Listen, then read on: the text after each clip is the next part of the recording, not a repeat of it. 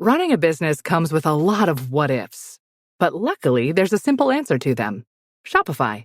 It's the commerce platform behind millions of businesses, including Thrive Cosmetics and Momofuku, and it'll help you with everything you need. From website design and marketing to boosting sales and expanding operations, Shopify can get the job done and make your dream a reality. Turn those what-ifs into... Sign up for your $1 per month trial at shopify.com/special offer. A message from McAfee. Wondering why the post office is texting you or why you owe thousands of dollars in toll fees? Because someone's trying to scam you. The good news? McAfee can help. With McAfee's award-winning scam detection, it's easy to tell what's real and what's fake over text, in your inbox, and online. If they're You want a free gift. Seriously? If they're faking it, they're not making it past us. Get award-winning scam detection today. McAfee.com/keep-it-real.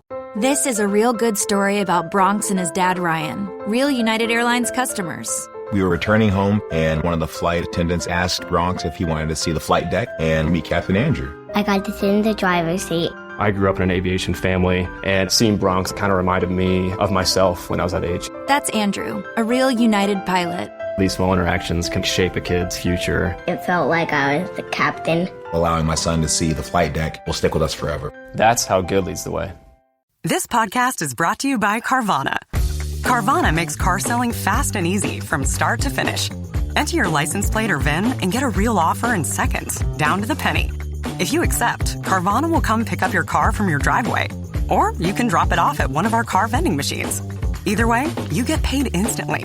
It's fast, transparent, and 100% online. Car selling that saves your time. That's Carvana. Carvana. Pickup fees may apply.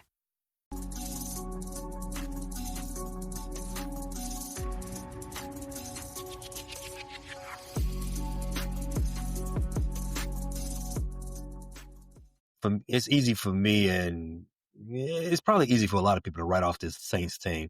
And for me in particular, I try not to just listen to a lot of Chicago sports radio and pods. I try to not live in a sports echo chamber. But it seems like everybody wants me to believe that this 1-5 team out of New Orleans is better than what their record says it is. Are you getting that too, Q? Do you believe that?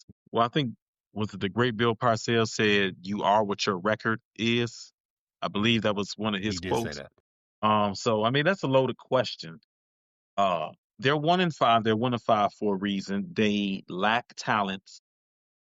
They're not underperforming. It's not like they're an injured team. They're a team in transition, new coach, and they're a team that's going to take a year or two of free agency and drafts to retool. But I don't think they're the pushover that maybe you would expect a 1-5 team. Coming into the season, I didn't think the Saints would have a good record. I didn't have any illusions of them competing in the NFC South. However, looking at their games, looking at the way they compete, they're better than what I initially thought they would be. I thought this was a team that might compete for 2 or 3 wins. I think they're better than that. I think they'll get 4 or 5. I know that's not saying much, but there's also levels to bad teams. They're not one of the bad teams that you can just go into and roll out the bed and just beat them. I think it takes preparation. It's going to take a good effort because they're going to fight. They're going to claw. And I think Spencer Rattler, one of the, I guess, more pleasant surprises of the 2024 quarterback class, Spencer Rattler's playing pretty good football. I mean, he's not lighting the world on fire, but compared to last year, he's made a significant improvement. You know, he's a guy that operates pretty efficient. I think his completion percentage is near 70%. You know, he's not making a lot of mistakes. He's giving them a chance to win. When you're not turning over the ball, you're giving your team a chance to win. The defense, the secondary is pretty bad. Defense is obviously on the wrong. It's trending down from we've seen pretty good Saints defenses, and the weapons aren't exactly explosive. They're not an explosive offense, but yeah, the Saints are. I don't think that this is a game the Bears should win, but I don't think we can just not have a good effort and still leave Soldier Field with that win Sunday, if that makes sense. Yeah, granted, all that stuff could be true. I mean, they may not be, the trash can that their record says they are. But for me, this goes back to what we were saying last episode. How come everybody else gets the benefit of the doubt and not the Bears? Troy Aikman, all that stuff that we've been hearing all week ever since that game.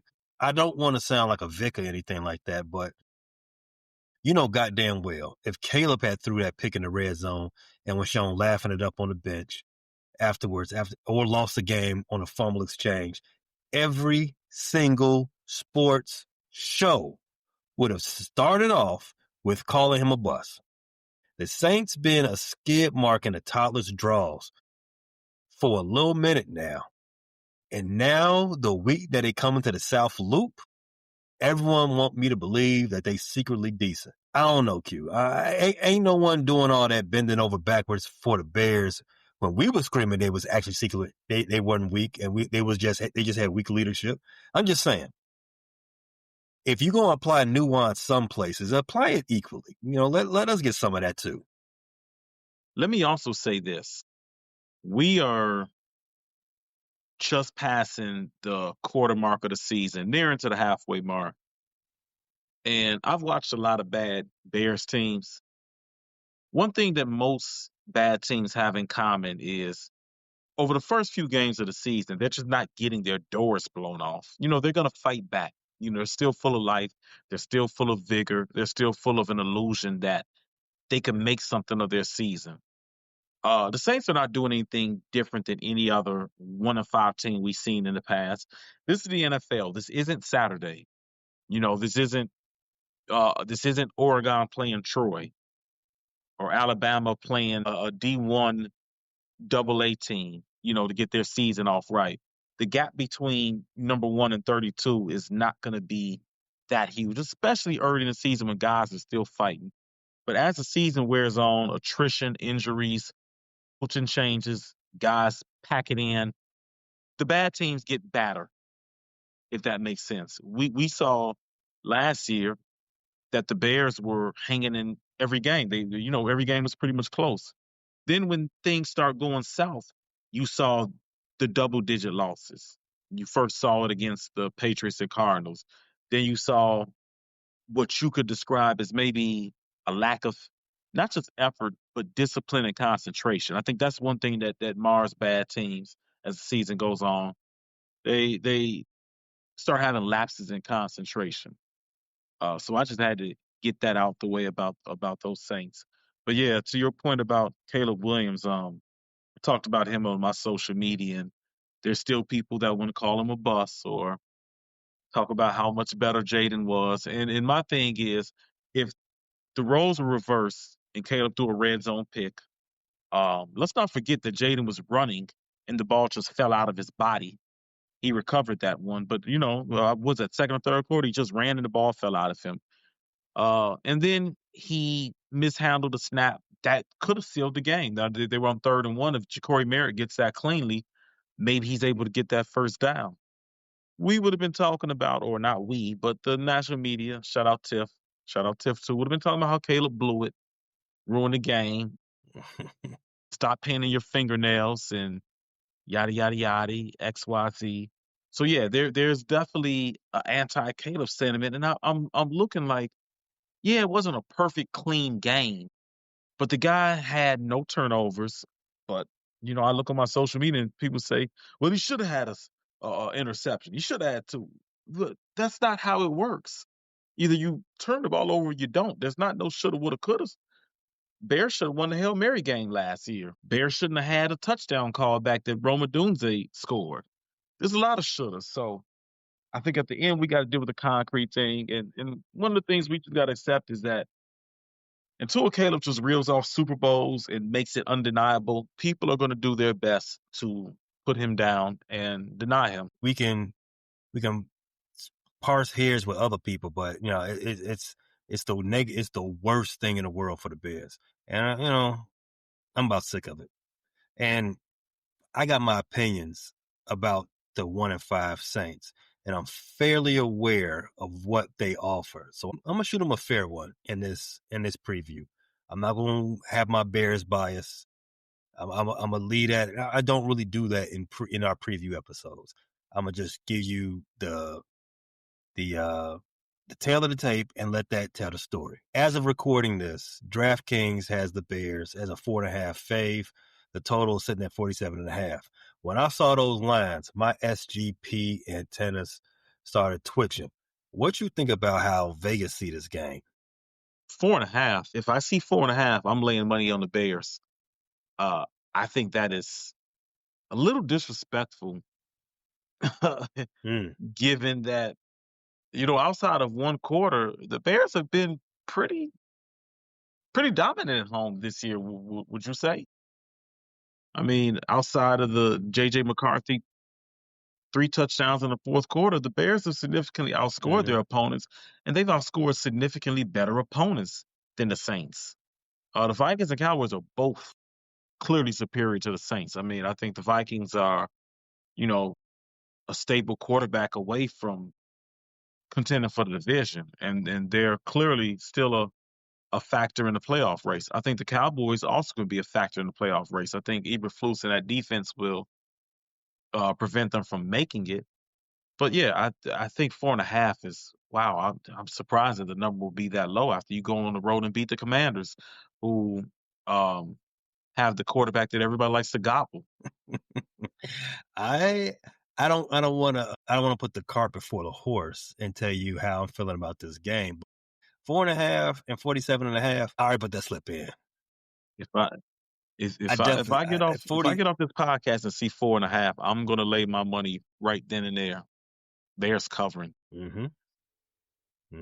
So the Saints are actually on a 5-game win streak against the Bears, dating all the way back to 2017 season. Do you remember the last time these two teams played? Yeah, Tyson Bagent was throwing the ball to the Saints. Yeah, yes. We actually have a review of that game. Speaking of past Saints games, that was the one irritating thing of the Matt Nagy era, the Saints' domination of the Bears. God, that was annoying. And watching Anthony Miller and Javon Williams both crash out one after the other with that goddamn Chauncey Gardner-Johnson. Man, frustrating. In the Nickelodeon game, I am so sick of the Bears and the Saints this decade. I don't know what to do. The Nickelodeon game where Mitch Trubisky was the NMVP. All I know is I don't remember what the N stand for, and I don't even think I want to know. In this day and age, weird times we're in. But yeah, the Bears Saints recent history has been awful. Have you seen Mitch in those backup commercials? Mitch is in commercials? Yeah, he's in those I forgot what company it is, but I seen him, the commercials with Bridgewater and Vito. Mitch is in those. He got one. Okay, he's a backup. I seen the Teddy Bridgewater commercial. I seen the DeVito commercial. Mitch is in there. The number 2 overall pick is making a fool of himself in backup commercials. Huh? Hey man, he's embraced where he's at in life. You know what? If he likes it, I love it. Be you, as Matt Nagy would say. Mitch has finally embraced the Matt Nagy concept of be you. It's gonna be so annoying when Matt Nagy is a head coach again, and then he'll be coaching Pat Mahomes. That's gonna piss me off. But yeah, you're right. The last time these two teams played each other was 2 seasons ago when Justin Fields had missed 4 games, and Tyson Bagent had led the team to a 2-2 record. One of the losses was to these Saints, coached by Dennis Allen. He did throw 2 touchdowns, but it was the 3 interceptions that stopped the Bears from being able to win that game. I remember like it was 2 months ago. We had talked about that. Each one of those interceptions were god awful. It was underthrows and not a Bears player in sight. If you remember how you felt after that game, was it the interceptions from Tyson that annoyed you the most, or was it the fact that Taysom Hill caught a TD pass and threw a TD pass on the Bears? Taysom Hill clowning us. That's what irritated me the most, that they unleashed the Taysom Hill on us.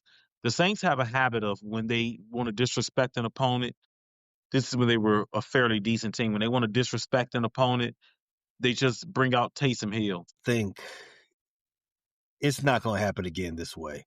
As you know, Dennis Allen's with us now. On us, I don't want to see him in the game at all.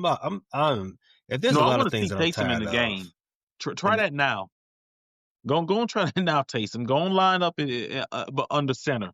Montez Sweat, you better get him this I'm time. tired of the Taysom experience. Yeah, I'm just tired of How the is Taysom Taysom still in the experience. league? What is he I'm doing over to it. still be in the league? I do not understand it.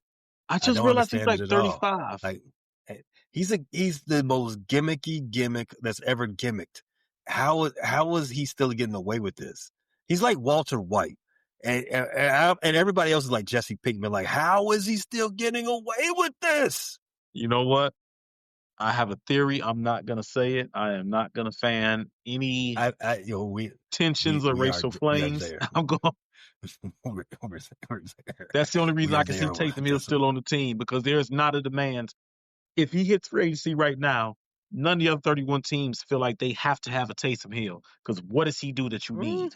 I was about to say maybe they call it versatile. I call he's not good enough to play quarterback, running back, or tight end. He's not good enough to be a full-time player at any of those positions. I was about to say maybe the Jets, maybe if he was cut tomorrow, maybe the Jets look at him. But then I remember, Justin Fields is just a better version of Taysom Hill. So watch it now. Still got some Justin Fields lawyers to forget on your ass. To forget on your ass real fast. Yeah, I know. I'm not. I don't mean that in the pejorative. I promise you, I don't. I'm a Fields fan too, but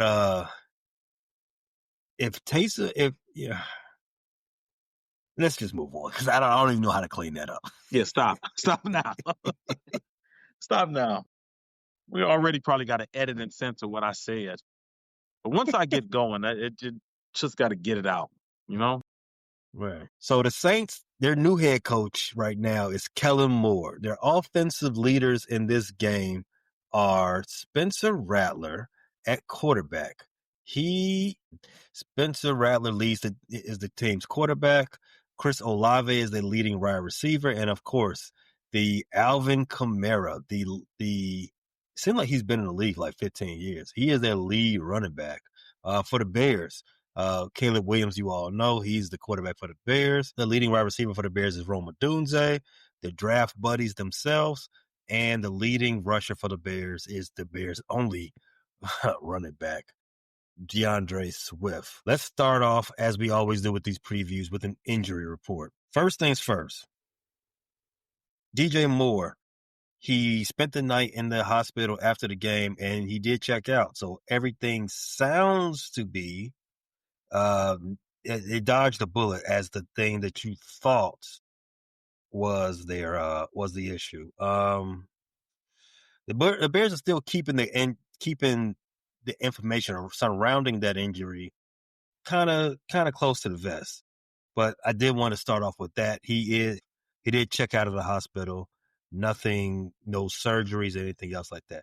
But as of recording this, after Thursday, the Bears injury report looks as such. Grady Jarrett, Carlos Santos, Noah Sewell, the aforementioned DJ Moore, and Jonah Jackson all did not practice on Wednesday. Grady Jarrett, Carlos Santos, and Noah Sewell, they didn't practice on Thursday. So DJ Moore and Jonah Jackson, they did return to practice on Thursday. DJ in a limited capacity. Abigba and DeAndre Swift, they also tallied limiteds on Thursday, as well as Austin Booker. Well, Austin Booker and Travis Homer, they're on the injury report, but they're showing as fulls on Thursday. For the New Orleans Saints, on the injury report, you have Mr. Kamara, Isaac Yiadom, Chris Olave, Alante Taylor, John Ridgeway. Any of those injury designations are a concern for you? I wanted to see Grady Jarrett back by now. Feel like, even though we showed some prowess this past weekend stopping the run, want to see us certainly have all our horses, especially on the interior.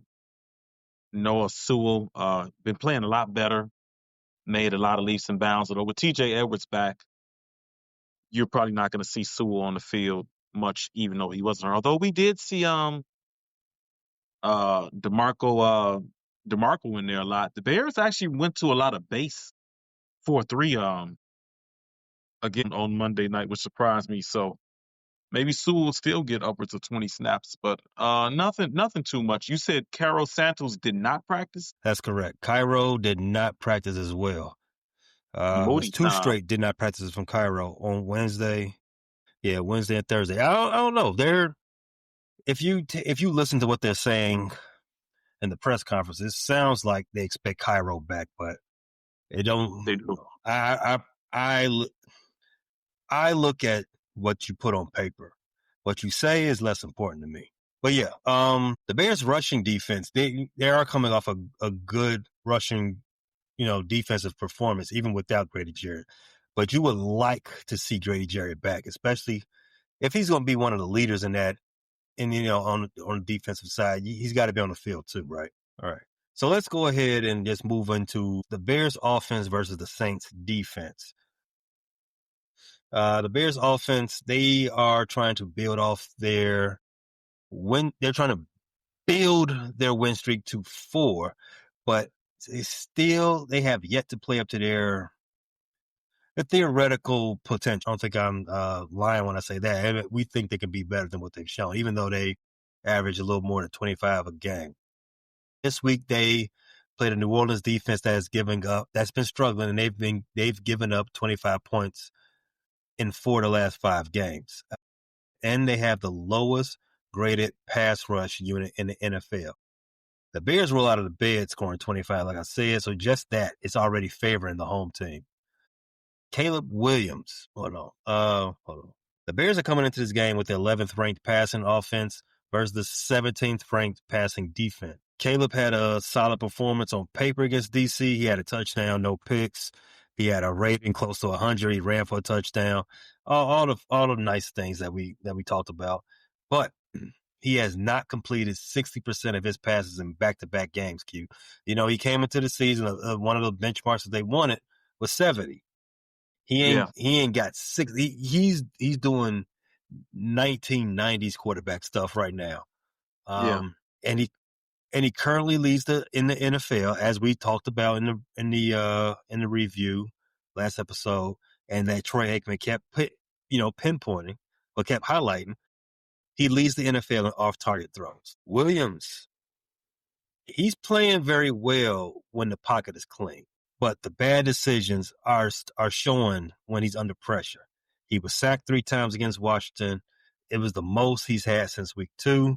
Williams, he told reporters this week that he's struggling to hit guys when he's on the run. And to me, I don't like to hear that, because that's a part of his game that, one, that's where you get the explosive plays. And for 2, when they drafted him, it was because of that. It was because when he gets on a run, he keeps his eyes down the field, and he can create magic out of that situation. And you're telling me you're struggling to create magic on the thing that we expect you to create magic doing, that's going to be an issue. Yeah, that's what made you special. That's what got you the comparisons to Mahomes and Aaron Rodgers. And that's what really separates you from the rest of the quarterbacks, the ability to create. That is the game breaker, that we were looking for.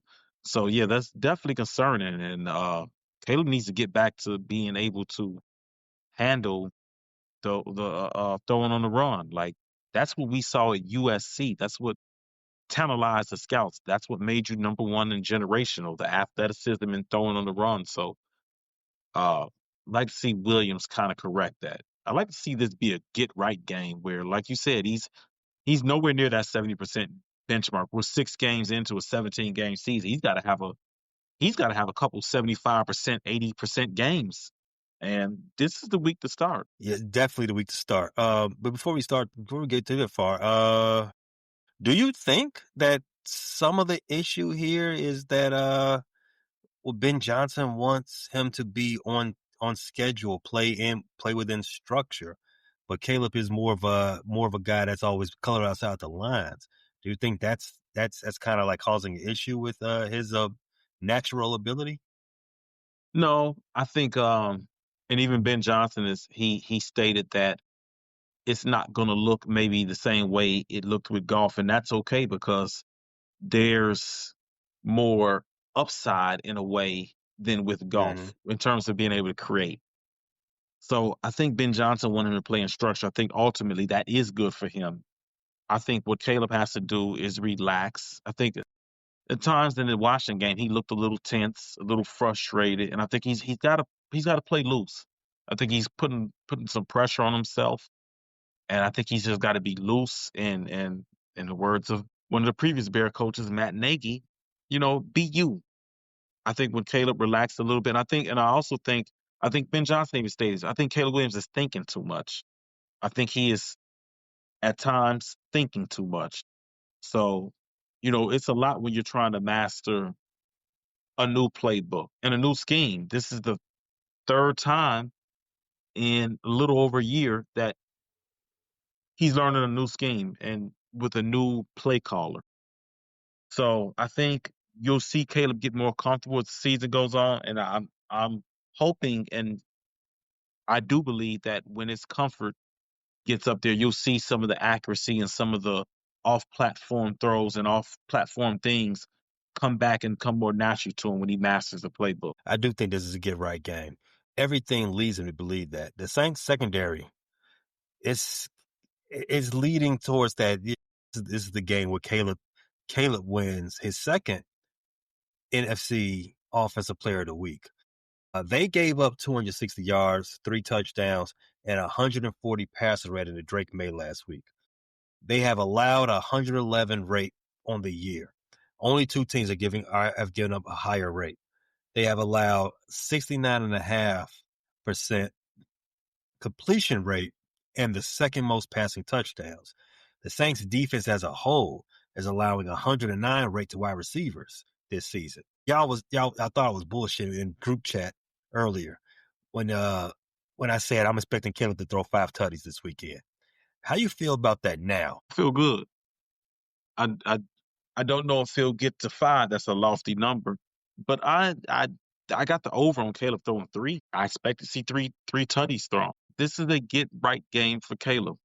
The only thing that could stop his numbers is if the Bears jump on the Saints early and it's just not competitive by the third quarter. But then again, we've seen with Ben Johnson and Dan Campbell, they don't take their foot off your neck.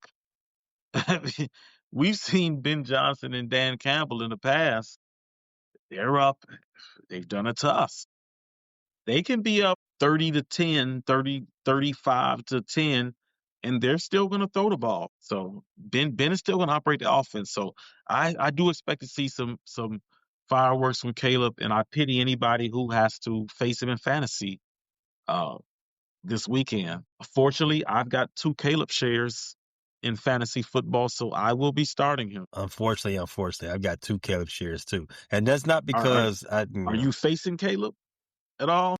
No, I'm starting Caleb in 2 leagues. Okay, you're not facing him in any leagues. No, I'm not facing him, Rome, Swift in any leagues. In fact, I got Rome in 2. I got Rome. You might be facing Rome. I got Caleb in 2. But yeah, I'm facing Rome in 1 league. I'm sure I will be. I got Caleb in 2 leagues. I have Rome in 1. I got Swift in 2. So yeah, I'm starting Caleb in 1 league because my quarterback is hurt and on a bye right now. The other one I drafted him to be my starter. That's neither here nor there. It's also a favorable matchup for the Bears wide receivers. Rome, even though they did come back to earth last week, Rome Odunze only had 32 yards. DJ Moore had 42 himself, and Luther Burton had 51. Most of that came on 1 pass. And as I said in the injury report earlier, I'm not optimistic that DJ Moore is going to play this game. Even without DJ, who do you see having the advantage in the Bears' air attack versus the Saints' passing defense? I'm going to go with the Bears, even without DJ, because DJ has not been used that much. I think the passing attack of Rome, Luther, and I'm high on Luther Burden, and Zacchaeus, I think that'll be more than enough to attack a Saints secondary that struggled thus far this year. And I think you could see a breakout game from Colston Loveland, Cole Kmet. So I think the Bears still have more than enough to expose the Saints secondary. Could see a Ja'Day Walker sighting. I would love to see that with what's the dance called? The Jubilee dance where they kind of walk to the side or run. I don't know how to master it. It's that is Gen Z magic. I would give it to them. So I still think the Bears pass offense will excel even without DJ Moore. I think let's say DJ Moore doesn't play. Zaccheaus is still there. Zaccheaus and Caleb got a good relationship. I don't think if DJ Moore is not unavailable, I don't think it should hamper the Bears' ability to be successful with throwing the ball against this defense. Let's go to the other side of that offense, the running game and DeAndre Swift. Swift, he's coming off a fantastic performance against that DC defense. He put up 100 yards on them, 7.7 yards per carry. He had 10.9 yards from scrimmage last week. That was the highest of any player this season. Just a fantastic performance. Game ball all around. I don't know. Did they say he's the offensive player of the year? Offensive player of the week? I don't know if I heard that. Did they? I don't know. He should be. The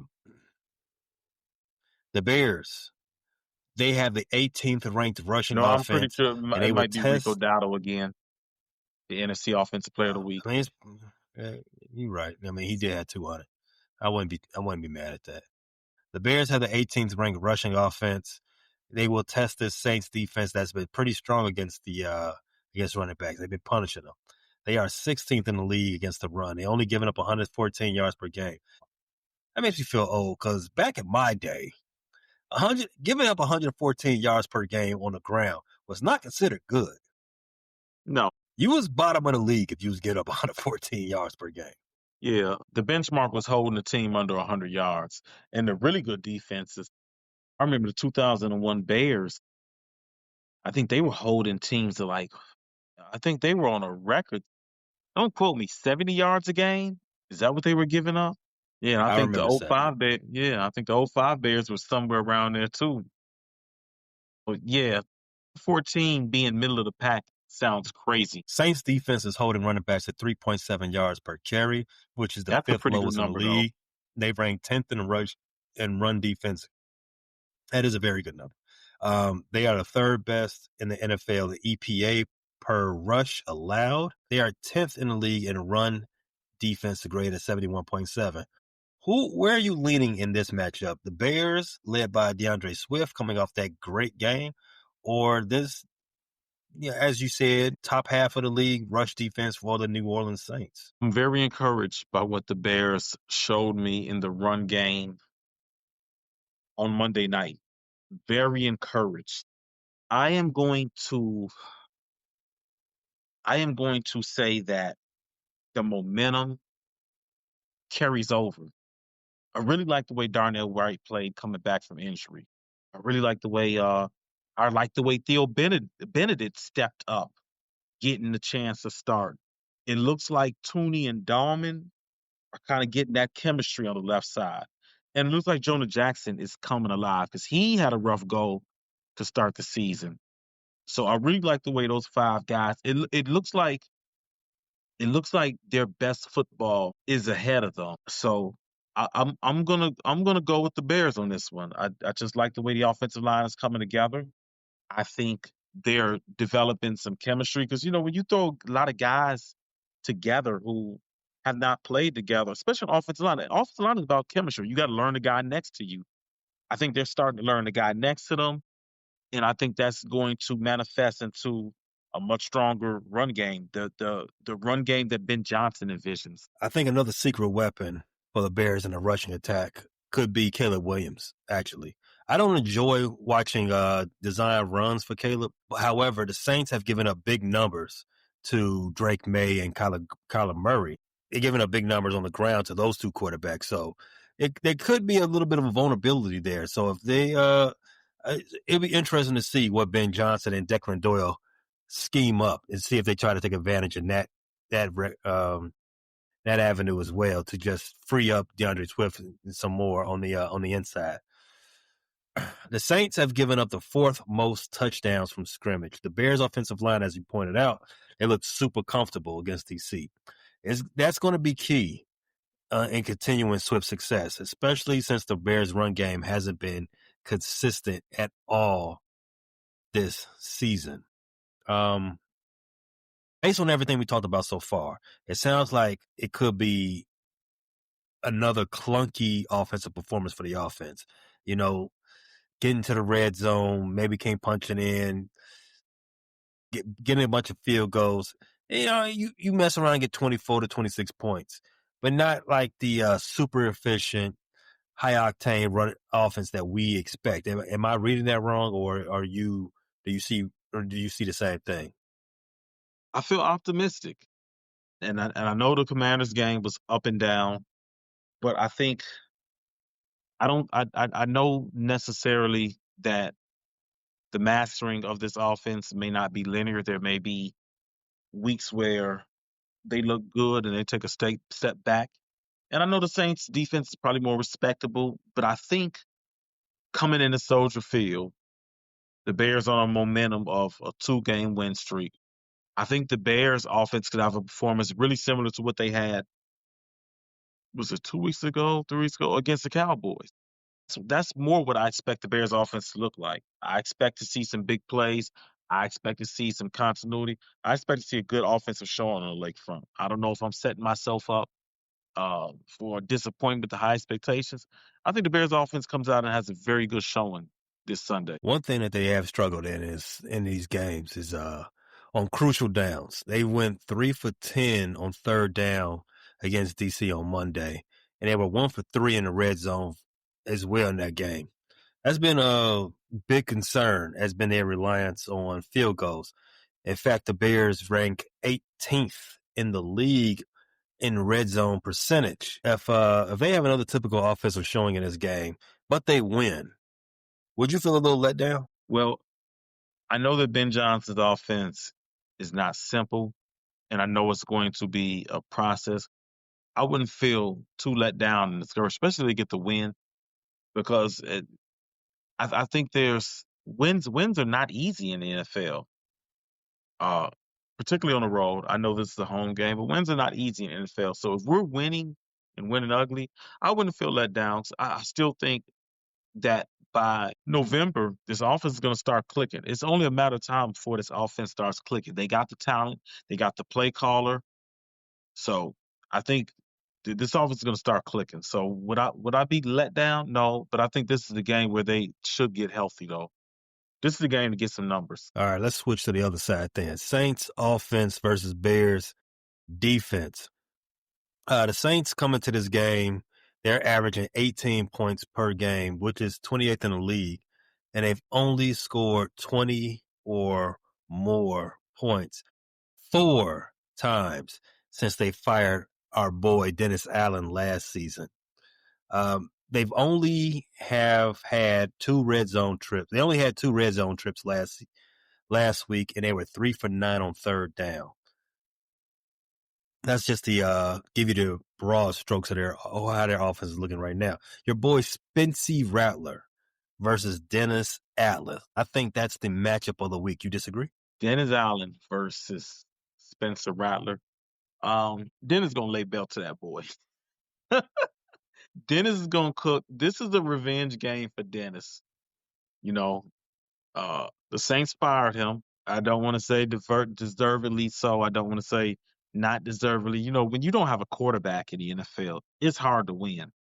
So these coaches that inherit these franchises and you don't have a franchise quarterback, you're probably just waiting to get fired.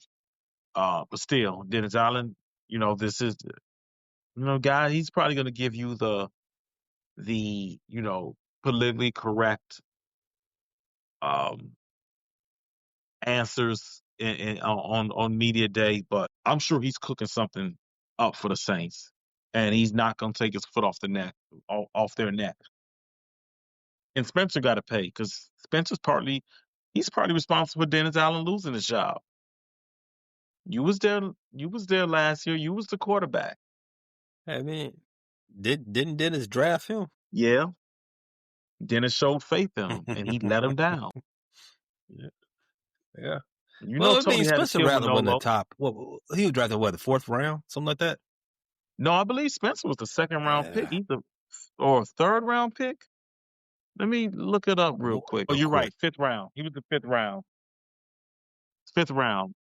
You know, Spencer. I thought he would end up going higher. He was, you know, before the draft, he was rumored to be moving up to maybe the second or third round.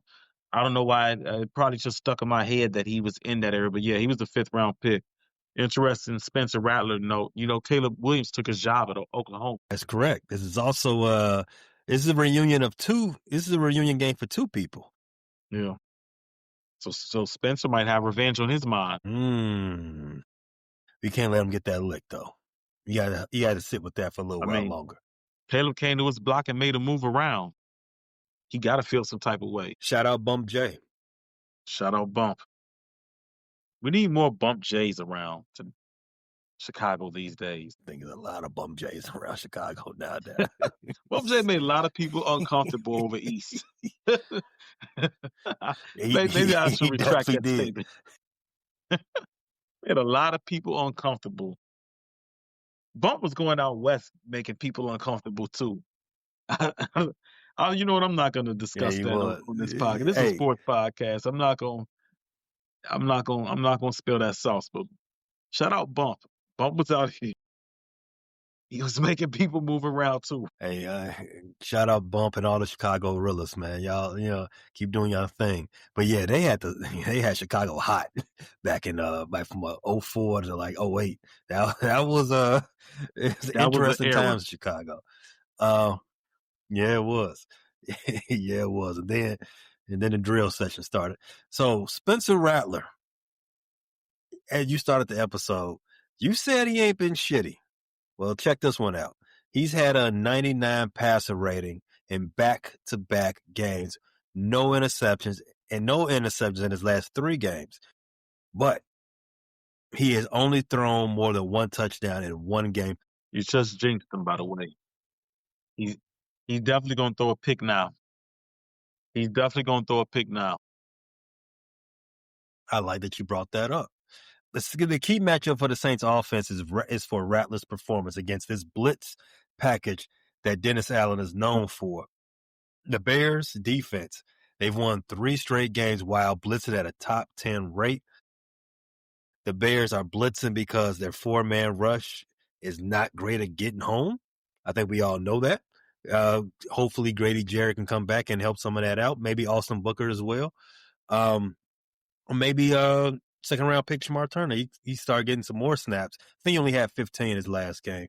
But if he started getting some more snaps, then maybe we can start changing some of that up. But Rattler, he's been really good against the blitz this year. He has the 3rd best passing grade in the NFL against blitzes for big-time throws. Primarily, yeah, he's 3rd in the league against the blitz. And when I was doing my research, I found out that the reason why he's pretty good against the blitz, because shout out to Justin Fields, Rattler is pretty good at diagnosing the blitz pre-snap and checking into something that can make sure guys stay home and he can go max protect so he can have those one-on-one matchups on the outside. And he's succeeding in those one-on-one matchups. Chris Olave, his favorite receiver so far. But let's talk X factors. The Bears are 1-1 this season, and we talked about this earlier. The Bears are 1-1 this season in reunion games. It ain't work out for the Bears against the Detroit Lions, but the Bears ran it up against Dallas.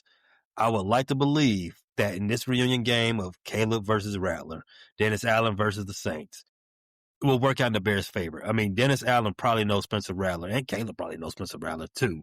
They probably know him best than anybody in the league, which would give the Bears a significant advantage. Q, I'm thinking you agree with me on that Definitely. Sentiment, right? Yeah. Yeah. So let's talk about the Bears' pass defense.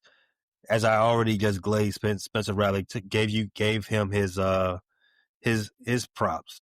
let's talk about the Bears' pass defense against the Saints passing offense and their weapons. The Chicago secondary. I know I'm going to just get it out there. The Bears' defense is number 1 in the league in turnovers right now, but the secondary has struggled. They rank 24th in the league in rating allowed to quarterbacks, 103. And they've allowed the second highest completion rate in the league, 73%. They gave up 3 touchdowns to Jaden Daniels in his last game, and his rating was like damn near 120. You already know Chris Olave. He's a dynamic receiver when he's healthy. He had a season high last week at 98 yards, 6 catches, and he's had 5 or more catches in the last 6 games. Shaheed, I don't think much about him. I think he's more of a gadget player. He is a one-trick pony. But dangerous. And everybody. But dangerous. Yes. He's very, very dangerous if he gets behind you. He can flip the field, and he's a threat to score at anywhere on the field. So you gotta, yes, he is kind of a gadget player. I wouldn't say he's a really all-around receiver, but you gotta pay attention to him. Tyreek, you cannot fall asleep. You cannot bite for hesitations or pump fakes, because if he gets a step on you, you're not catching him. Who do you see having the advantage in that matchup between the Bears secondary, the Bears passing defense against the Saints passing offense? I'm gonna go with the Bears secondary. I think they do give a little bend but don't break. But I think one of the things that edges the Bears secondary to me is the ability to create turnovers. I think that's important. Even though Spencer hasn't created turnovers, he's going against the league-leading turnover defense right now. So you get a healthy Gordon in there, Brisker, Byard healthy. Tyreek's having a pretty good season. Sean, for a guy who was a little bit of a journeyman, is playing well. So I expect the secondary to continue doing what they do. So I think this is another advantage for the Bears. I'm going to go with advantage the Bears secondary. Do you have any concerns about the Bears being able to defend Kamara coming out of the backfield? The Bears have been gashed by pass receiving running backs. Jones I think he got isolated with TJ and got him for a 30, 40-yard touchdown week 1. Is that right? Mm-hmm. No, that was Noah. That was Noah. That was on Sewell? Okay, yeah. Right, because I think TJ didn't play, right? No, he didn't play. Yeah, that has been a bit of an issue. So, yeah, there is some concern. What is Kamara's season high so far receiving? The Saints offense, outside of Rashid, from 45. Saints offense just hasn't been explosive enough for me to necessarily be afraid of Kamara right now, and he hasn't been explosive, neither on the ground or through the air like he normally is. I mean, there's always a little bit of concerns. Like I said, the Bears they've been gashed a little bit, and Nichols,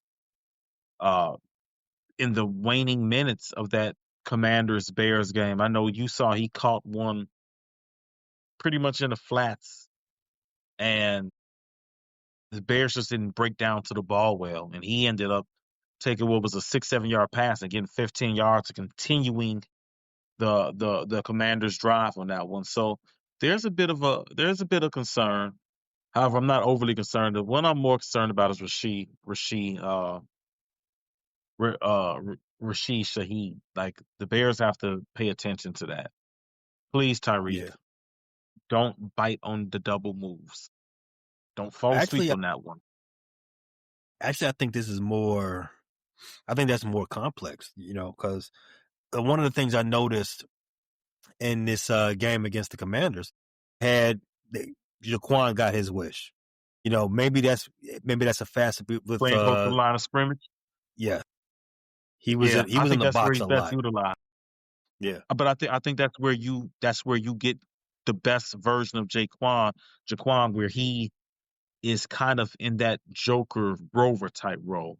You saw him playing close to the line of scrimmage. You saw him drop back a lot of times. I think when when the offense can't key on where Jaquan is going to be at pre-snap, that's when he can do his magic. I got to go look at that interception he had on Jaden Daniels, but I think he was playing close to the box and then dropped back in coverage. I got to go look at that one again, though. Yeah, that's exactly what he did. But it was in a red zone when that happened, too. So you can get away with that. But it's a short field. Yeah. Right, yeah. My concern is if Shaheed, he's a field flipper, as you called him. If Dennis Allen utilizes that because he wants to try to, play mind games with Spencer Rattler. He wants to, feign some pressure that may or may not be coming from number 9. That could get us in trouble. You leave Shaheed on the island and, Nahshon gets toasted, or I have a little faith in Tyreek right now. I think Tyreek is his mind is definitely all the way in the game. If you leave him Shaheed and just cover 3, just nobody over the top, it could get spicy, especially if you expect number 9 Brisker to drop back from 4 yards away from the line of scrimmage.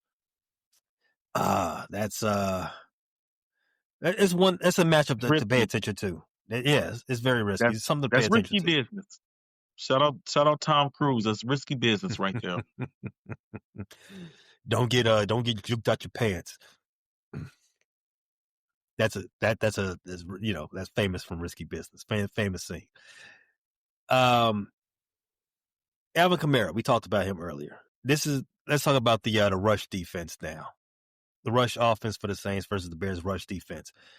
Alvin Kamara, he's averaging 3.1 yards per carry so far this season, and he's been held under 3.5 per run in 3 of his last 4 games. The Bears defense has struggled with running backs in every way this season. Last week, the Bears did end up holding Jacory Krosky-Merritt. Yeah, they held him to 61. They're easily their best game of the season. They held him to 61 yards on 3.6 per carry. Getting T.J. Edwards back and Kyler Gordon, I'm sure that helped a lot. But the potential return of Grady Jarrett will push this rush defense over the top. It would make the first 4 weeks of the season seem like an afterthought and what we was giving away with running backs. Alvin Kamara, for a majority of his career, he was a very dangerous running back. I'm not going to say he was a Hall of Famer. He wasn't trending towards a Hall of Fame at any point, in my opinion. That's just my opinion. Just my opinion. But he was very dangerous, especially through the air. And it's even more so in the red zone. He would get them touchdowns. That's a good argument for another time and possibly another show. Alvin Kamara, Hall of Fame. I err on the side of not Hall of Fame too. Yeah, the resume just ain't there. I mean, he had a moment. I think he's had a moment. He did, but I think he's only has one season over 1,000 yards rushing. I don't think he has one. He doesn't have one? I don't think I thought he got one. Wow. If he has one, it's a surprise to me. I don't think he has one. I think his same thing with Austin Eckler. Those two guys were they were touchdown merchants. They were good in the passing game. They didn't get a lot of they don't have that 1,000 yard season on their jacket. Eckler has like a 900 season though. I think he had 900 through the air one year too though. Yeah, but these voters are You're right. You're right. There is no 1,000-yard season for Kamara. I thought he had one. He does not have one. And his rookie year was his best receiving year. He had 800 yards through the air his rookie year, 700 on the ground. Would you believe that he hasn't crossed 600 receiving yards since 2020? For a guy that's known as one of the best receiving backs, that's kind of I'm actually a little surprised by that. Yeah, he's only 31, I think, 31, 32, something like that. 30. He turns 31 next year. Wow. He's only 30. Younger than I thought. Because I was definitely going to say I thought he was over the hill I think he's been out of his prime for a decent amount of time. And you say since 2020 he hasn't got 600 yards. It's not Receiving, shocking no. to me. Yeah, 600 yards receiving. It don't shock me. I think I don't. Well, now I think we've seen the best of Alvin Kamara, but I think some of that is the function of the Saints offense being in decline. You know, Kamara was part of a running back committee, and he was in a Sean Payton offense, and the offense was much more dangerous with you know, Drew Brees was there until what? 2020 was Drew Brees last year. So I think a guy like Brees, and Brees was still playing. I mean, when Brees retired, he was still playing really good football, still playing a high level. So I think that's a function of that Saints offense not being as explosive, not continuing drives, and giving a guy like Kamara more chances, because that's the last time he hit double-digit touchdowns too. Like you said, he was a touchdown merchant. And 2020 is the last time he had 16 touchdowns on the ground in 2020. He has not had more than 6 touchdowns on the ground since. We say all this to say that we do expect the Bears defense to have back-to-back solid performances against the running backs of the opposing team. Yeah. Right? Yeah, he's only averaging 3.8 yards per carry. Kamara hasn't been dangerous on the ground since 2020. Geez, the last 5 years, if he was ever considered to be a Hall of Famer, the last 5 years, clinch it for no. 3.7 yards a carry, 4 yards a carry, 3.9, 4.2, 3.8. Yeah, there's just not enough on the ground. You blamed Spencer Rattler for getting Dennis Allen fired. What if it was Kamara? What if he's the villain the whole time? Secret villain, like a Scooby-Doo villain. Like, damn it, I would have got away with it if it wasn't for you pesky kids. I just don't understand why Kamara is still in New Orleans. They haven't been good in a few years.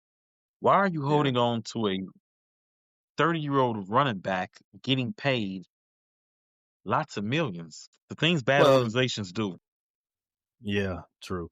Well, they were up the hill with the salary cap. You remember after Drew Brees left, they were like negative 200 in the cap. Yeah, they've been in bad salary cap space. What are they spending the money on?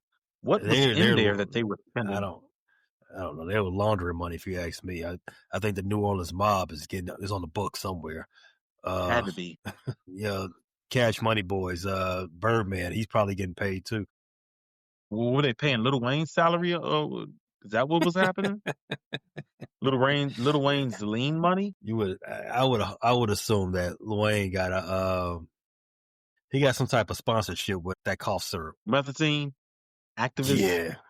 He's got a sponsorship. They paying him. They paying him to get high. You ever tried any of that promethazine, the codeine? No, that's just too much, Wino. That's just too much. I don't want to be one of them dudes that be chilling out at the bus stop, just clucked out. It's 7 a.m. I can't. I have to want better things for my life. I try not to judge people, but I cannot see how or why codeine became a thing. I had one experience with it, and I was just sleepy and irritable. I wouldn't want to be outside on promethazine. It is not something that you want to party on. It's something you want to get into bed with. Just want to get into bed. Night over. Yeah. I'm not the drug expert guy, so maybe I don't know how to do drugs right. But I wasn't impressed. Yes, they got masters in being addicts. I don't know. But in any case, the Bears defense, we think they're gonna have a pretty decent day against the Saints rushing offense, which will make the Saints offense as a whole one-dimensional. However, I do want to point this out. The Bears defense, they are allowing 28 points per game. Only 5 teams in the league average are allowing more than that. They did have a season high in sacks against the DC Commanders, and now they have a healthy 8 sacks on the season. Woo! A whole lot, right? we mentioned earlier that this defense is relying heavily on turnovers. That is a dangerous game to play, even as the number one in the league in turnovers forced per game. They have 11 in the last 3 games. Turnovers is not something you can depend on week to week. They are very much not regression proof. But Q, we did all this talking about I shot the Saints a fair when I told you I gave you their numbers, their stats. I'm trying to make the argument for them of how this would be a close game. I tried to explain how this line could be 4.5, and I've gotten to the crosswords. There's times where I was doing our prediction. Did I do a good enough job at explaining how this game could be a close game between the Bears and the Saints? You definitely try to get a lot of respect to them, but at the end of the day, the Saints are a tomato can. They're a tune-up fight. They're Rocky Balboa in Rocky 1 for Adonis Creed. That's what they are. Yeah, so this is gonna be a slugfest, huh? They're here to get beat it up. Better not be. Rocky gets beat up every movie, but he got beat it up better not movie. be a slugfest. Yeah, he did. He's definitely got CTE. This is not going to be a slugfest. The Saints are coming over to our house in their trench coat with nothing on underneath. That's what it is. They're going to get stretched. They're not going to put up that much of a struggle. There's not much to take off of them. That trench coat is going to drop to their ankles 20 minutes into that Netflix, if that. Cheeks. Have I provided a good visual? I see where you're going with this. We're going to score. We're going to score. We know we're going to score, and we're going to score a lot on the Saints. Mm-hmm. How much? 34. 34. I like where your head's at. How many points are these Saints going to score? 17. Ooh, we almost got a matching score here. But we got the over. We got the Bears covering and the over. Q, the visual you painted, the first word came to my mind was cheeks. I have the Bears clapping them. 31-17. I've also got the over and the Bears covering quite easily. The Bears, they extend that win streak to 4 before they start playing the AFC North with back-to-back games. And as we're recording this, Cincinnati Bengals, they now have a winning record. Flacco. Felt good watching. And time out. I know the theme has been reunions and revenge. We better not lose to Joe Flacco. I know we don't want to lose to Aaron Rodgers. We better not lose. He's got a lot of gray in that beard. He's been around the block a lot of times. He's been to a lot of parties. Don't get in there and let that old cougar devour you. I mean, shit happens. You go to the Dayton game sometimes. Hey, the Cougar wins sometimes. They need to reopen that. They need to reopen the Dayton game. Oh, I didn't know. You know, right next door is the Family Den. I don't know if you've been to the Family Den. Those aren't cougars. Those are like dinosaurs over there. Like those are some ancient souls in there. Those are like the ancestors in there dancing around to house music. Yeah. I don't know I'm sure some of our listeners have been in there. I'm sure some of our listeners are some of the patrons I'm speaking about in that Family Den. But go to bed. You 80 years old. You don't need to be in nobody's club. Knit you a sweater. Bring back the old grannies. You know, not the ones over there getting. Yeah, not these BBL tatted up grannies. Let me stop. Some tattoos on your breasts. You got to think those out a little bit because they're not going to look good. No, I'm going to stop. Enough. The sentiment, I agree with the sentiment, Q. Go to bed. And that's what the Bears need to do to the Saints this week. Put them straight to bed. Bear down. Thanks for listening to this latest episode from the Frustrated Chicago Sports Fan Channel. Don't matter if you listen to this on Apple Podcasts or Spotify or watch it on Twitch or YouTube. Make sure you like, subscribe, share with a friend, hit the notification bell so you never miss a drop. And to all the guys from Chicago, we say 3 things.